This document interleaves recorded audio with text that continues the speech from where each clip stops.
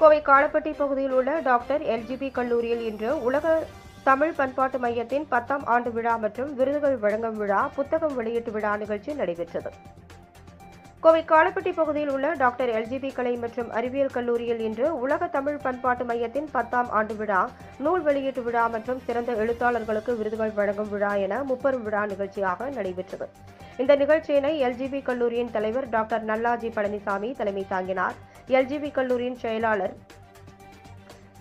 செயலர் தவமணி பழனிசாமி முன்னிலையில் நடைபெற்ற இந்த நிகழ்வில் பெரியசாமி தூரன் தமிழ் படைப்பாளர் விருது எழுத்தாளர் நாஞ்சில் நாடனுக்கு வழங்கப்பட்டது. இதனைத் தொடர்ந்து தமிழாசிரியர் விருது முனைவர் சுப்பிரமணியனுக்கு வழங்கப்பட்டது.